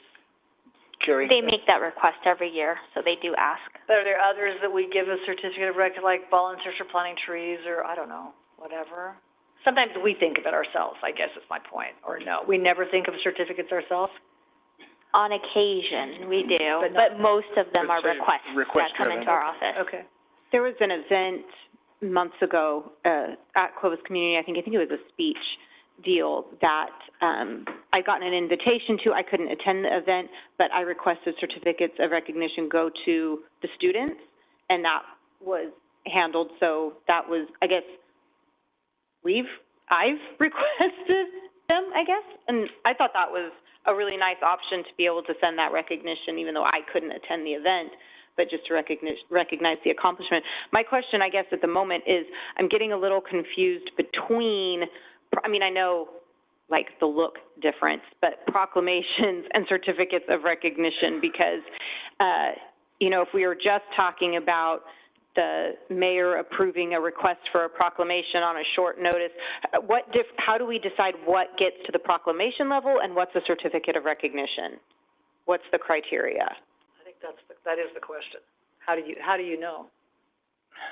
And can you articulate that in writing, I guess is my point. It's subjective, and I guess if we, one way to look at it is a proclamation is generally to an individual or organization, and the example with the certificates is going to be for, generally speaking, a group of students that have accomplished something that we want to recognize, and it's something that we can kick out in a relatively short fashion. But we might give a certificate of recognition to everybody in the Clovis Culinary Center. Correct. They're not a student. So I think that is the question. How do you decide? And sometimes people ask us, could you give a proclamation, here, use this language for Domestic Violence Month or Mental Health Awareness Month, right? So we get language like that. And sometimes we don't get any language. No, I understand. So the certificate may be the good option when we don't get anything other than names and dates. So, but I think this protocol should at least take a shot at describing when you do what. And I think Diane's example is a good one on the certificate of recognition, because if we all got invited to the same event, which is likely, and we all said, what a great idea, let's all send a certificate, you would be the conduit to go, wait, I've already done these. So then I think that's a different problem to solve. But I don't know if that's probably not happened all that often, but I think that's the other. Well, the easy answer there is that would be from the city council versus Matt. But would it? So, right, like I think that's, you didn't know, you wouldn't have brought it here, you thought it was a good idea, but what if we all did that? Yeah. And then you didn't have time, so then that's where I think, that's the stuff I think that needs to get cleared up a little bit in this part of the deal. Okay. But I think when you use which, when you use what, when you use which, whatever the correct grammar is, I think is the right deal. I do have a humorous situation. Okay, we could use some humor. When I was a captain at the police department, I was sent to a church, and it was the pastor's anniversary with the church. And Long John, council member from Fresno, came, and he had a proclamation making it the Pastor Jackson Week in the city of Fresno. Cynthia Sterling came, and she had a proclamation that made it the Reverend Jackson Month in the city of Fresno. And all I had was a little piece of paper recognizing him from the police department. And I'm in uniform, and I went up to the counter, and I had my speech written. I had to rewrite it while I was waiting, and I said, you know, Mr. Zhang made it the Reverend Jackson Week. Ms. Sterling made it the Reverend Jackson Month. And folks, I'm used to giving people years, And the audience just went wild. The pastor goes, I don't want to do that kind of time. And it was, I had a great time doing it. And where I think the certificate of recognition especially is great is you get approached by a family member who says, my mom is a lifelong Clovis resident. She's just turned 90. Exactly. And being able to have the ability, because a lot of folks don't want to come here and be the center of attention. I went to a birthday party at, I think it was Country Waffles. I gave them a little flag, and a pen and a little nice letter and nice smile. Everybody felt great. And the recognition is for informal, in my mind. Proclamations are for either in these chambers or when it doesn't really fit for the chambers, it would be at a secondary event like the sheriff's retirement. I don't think that's just, let's not make it more difficult, which seems to be the theme of the night, but. Certainly does. So I guess my question on the council, it all goes back to the same thing. If I, as a council member, if a council member wants to issue a certificate to Dr. Armstrong for being just a great human, do I do that as a council member with the same letterhead and logo that I do if I do it as a council? Well, okay, we're talking certificates of recognition. Yeah. In this case, it would be, if it Because they comes look from the the city same. council, it would be signed by the mayor. If it comes from an individual, it would be, individual council member would be signed by the individual council member. But it's the same form. Correct.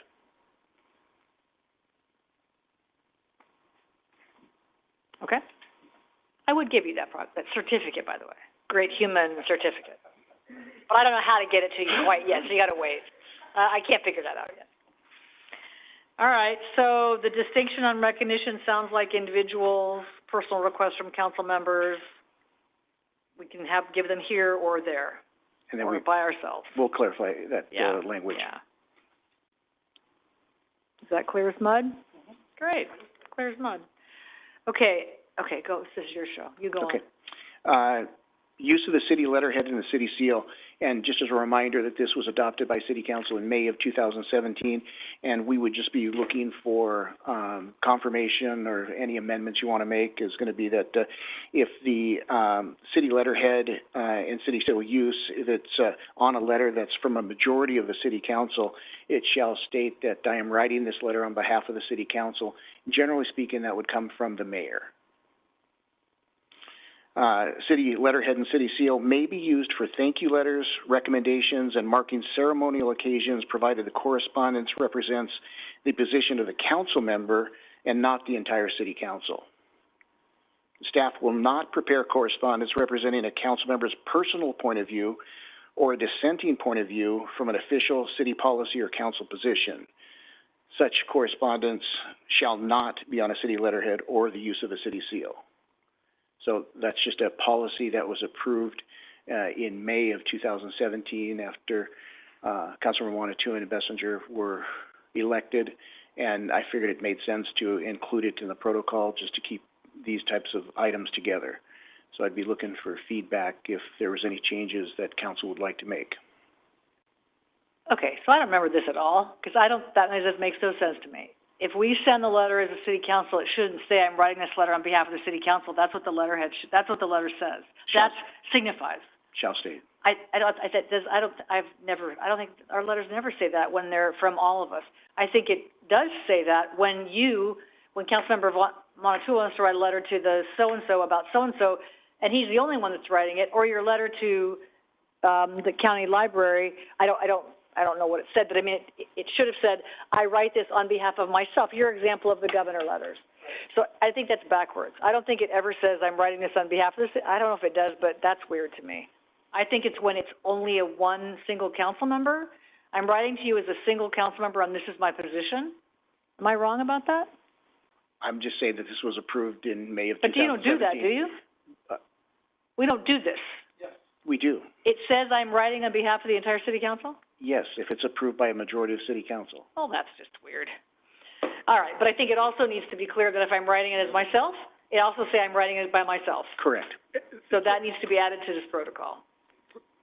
Probably for clarification purposes. It is in there.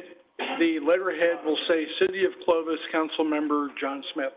Otherwise, it says the City of Clovis, period. You don't have to read into it, that's the City of Clovis. Yeah. But in that, if I'm writing it as Council Member John Smith, in there, I need to state that I am doing this as an individual and not on behalf of the city or the city council.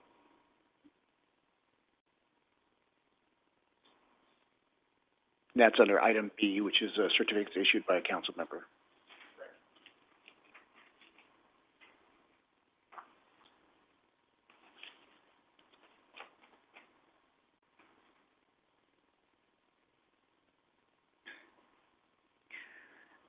This needs clarity.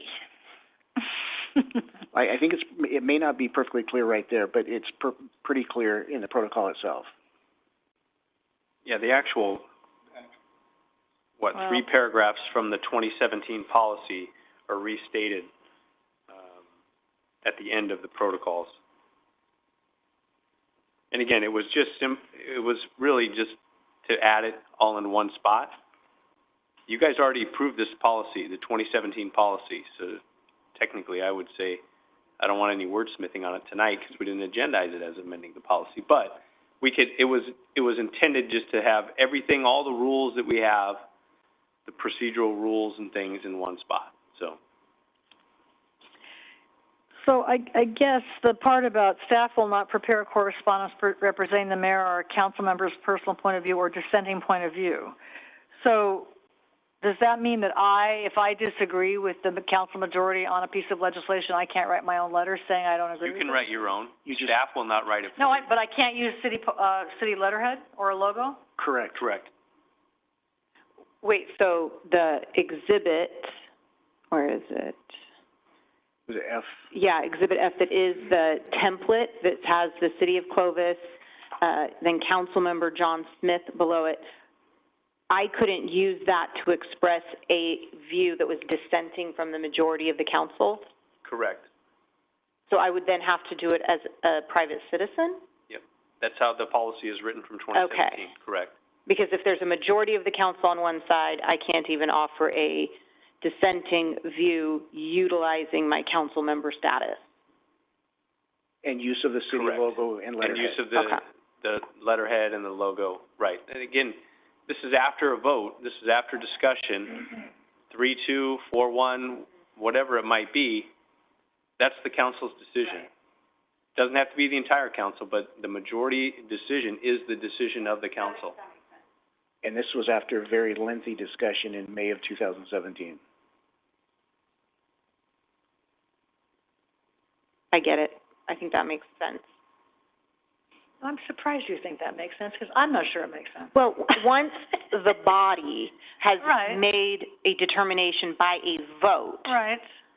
even as an individual member of that body, that's when, it's like, even if it's a 3-2 vote, once it's decided, we need to move forward in unanimity, Right. And so even if I was on the negative side of that, I don't think it would be appropriate for me to use my city council member status to say, yeah, but I totally disagree with that, and I want to, using the city letterhead or my personal council member letterhead. If I want to, sort of like when we recuse ourselves from something, we can still step over to that podium and make a comment as a private citizen about that item. But, so once the council has come up with a decision, then no individual council member should, as a council member, contradict it. As a private citizen, that's separate, whatever, but I think that keeps the whole council moving in the same direction, even if we weren't unanimous. Okay, I'm not going to argue with that. I'm not going to argue myself back into an argument, but okay, I'm good. All right, so are we good with that? Yes. Okay. So, Mr. City Attorney, Does that conclude your? The last section I have is going to be, as far as the protocol itself, is going to be, there's one section that was added that talks about, waivers, amendments, or rescissions. The city council may, and this is in the draft protocol, the city council may, by no less than 4 votes of approval, approve waiving the formal requirements of these protocols in any particular instance. However, a simple majority of the total membership of the city council with at least 3 votes is needed to amend or rescind these protocols. Do you understand? So, you guys, eventually, if we get there, you will approve the protocols by a simple majority. So, a simple majority can amend them or rescind them at any point in the future. But if you want to, let's say there's some, when we get to the final wording of this, and some issue comes up, and you want to make a specific exception in that one circumstance, it would require a supermajority, 4 votes, to do so in that one instance. It's not a permanent change to the protocols. It's just, you know what, something came up that we didn't have addressed in these protocols, or maybe it's really super urgent this one time, we want to deal with it differently. We would need a supermajority to do it in that one instance, basically to waive the formal requirements of the protocol in that one instance. But if you ever want to amend the protocols permanently or rescind them permanently, then it would just be a simple majority. And you mean of the total membership, so if there was only 2 council members there on a Correct. particular... That's avoiding the 3 council members here one evening. 2-to-1 vote wouldn't be enough. Okay. You have to have a majority of the total membership. So if 3 council members are here one evening, all 3 of you would have to vote in favor of it. Okay. So a 2-to-1 vote in that instance, we would want to be clear that you couldn't, 2-to-1 wouldn't amend the protocol. Okay. Is that pretty, other policies that we have, is that how it is? Supermajority for us to rescind? Why Not would to we want to restrict rescind. ourselves? Yeah, not to rescind, but only to waive in one specific circumstance. Again, it's not a permanent amendment. A supermajority would not be required for a permanent amendment. It's just a one-off waiver in that one instance. Is another example like adding something to the agenda and like an urgency item? Can't you do that with 4 votes? Those are subsequent need items. Yeah, you need 2/3, I mean, I'm trying to find other examples that you need. Yeah, because I just wanted to be Brown Act authorizes consistent, that. because I don't want, I feel like we're limiting ourselves more if in other practices we don't do that, that's all. Just trying to see. We can make it, I mean, Yeah. again, we could change it to just a simple majority of you could waive on any one council meeting, waive the process of these protocols, but the idea is if you approve them as a majority, these are designed to be the rules that you're going to abide by amongst yourselves going forward. So if every meeting we were saying, we're going to waive it this time, 3 votes, okay, we're going to waive it, we're going to waive it. So you want to make the waiver in a particular instance a little bit more difficult, I guess I would say, to justify. So, Scott, the action before us is the approval and is the adoption of these protocols. So I mean, I'll speak for myself. I don't think it's adoptable quite yet until we see the language that we've all weighed in on. And I think you've got consensus on each of the sections. So I'll start with that. If we decide to go down that path, do we move to table it? Do we continue the item to a date next, whatever we meet again? And my colleagues may want to adopt them as described to staff, so there's that. But just from a procedure standpoint, what are the ways forward here? So Was that a question for us? It was for Scott. Never mind, go ahead. I have notes. I'm not sure that I'm clear tonight on the exact, if you guys want exact text that you're reading, I would suggest I bring that back at the next meeting, first meeting in November. And so is the action then a motion to continue this item to November, whatever that date is? You could, with direction to make the edits as directed by the council. Okay. Yeah, council consensus. Or the other option is you're going to read through all your notes and we're going to try to agree with the language one more time. Bad idea. No, I'm just kidding. That's your other idea. My suggestion would be to bring it back. That's my suggestion. All right. Can we make that a consent calendar item? After reviewing You it? can. You can, it might, I mean, certainly you guys have the authority to pull that item Anyway. and pull it up for separate discussion, but yeah, there's nothing that requires it to be a public hearing or further discussion, so it could be a consent item. Again, consent item is an open session item. It can be pulled from consent and discussed just like anything else, so. Let me open the public portion. Anybody have any comments on this very long but really important, much ado about a lot discussion? Comments? Speech, future speech person, what do you think? No? Good. All right, so anybody online? All right, we'll close the public comment portion, bring it back to the council for further discussion or an action. Motion to continue this item to a meeting in November, and staff will come back with the suggested changes. I don't know that we should put it on the consent calendar, Matt, just because we may not agree with the changes, but I'm not averse to that either. So my motion is to continue this item to a meeting in November where staff will bring back the cleaned up language, for us to, consider. Is there a second? Second. So either the 6th or the 13th, as directed by staff, okay? Good? There's a motion and a second. Is there any other discussion on the motion? All right, all those in favor signify by saying aye. Aye. Opposed? Motion carries 5-0 to bring this back on either November 6th or 13th. Thank you, and we'll bring it back in track changes so you can see what you saw tonight versus what, the wording that you guys provided tonight. Okay. Final item is, I don't know what the final item is. It is consider approval, change of council meeting schedule, sorry. Thank you, Mayor. Staff is recommending the City Council cancel the meeting of October 16th because we've been able to modify the schedule and get everything on the first two meetings in October. The next meeting would be the meeting of Monday, November 6th. That concludes staff's report. Questions for John? Public comment on the item?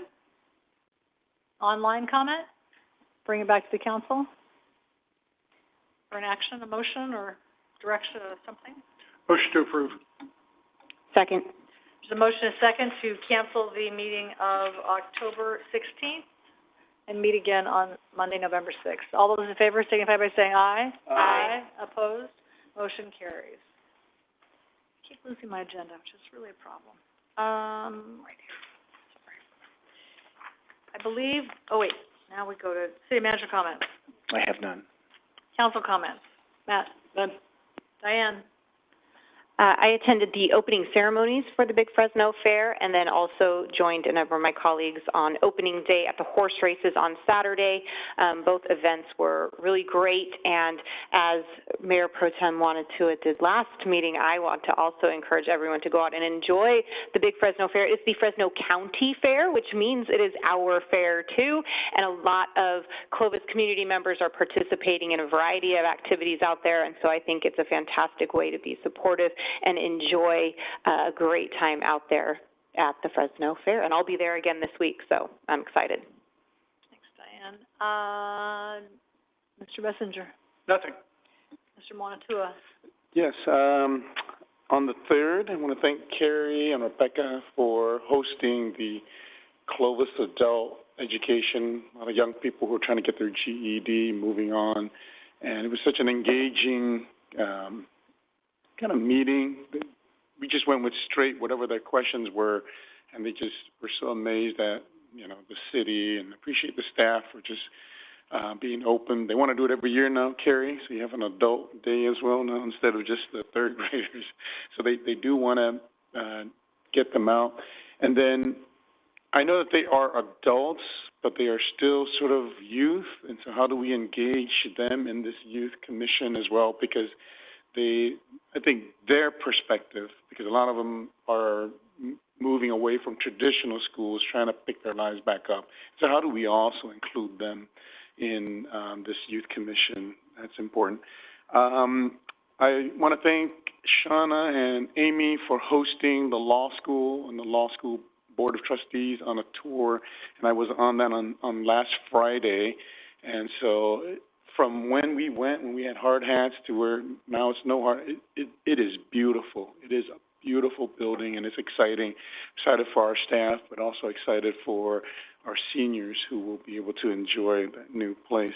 And with regards to the fair, I've gone almost every year. They hosted that, and I think I'm going to push with Supervisor Maxick to include our mayor more at these events, because they tend to leave us out, yet our residents also go. So in those openings, I don't think you ever get an invitation to where, hey, please say a couple words, you know, invite our residents, all that kind of stuff. And I think with the new incoming board, with our relationship with them as well, I think it is a good time to get us back in front during that opening ceremony with a lot of the electeds and community leaders.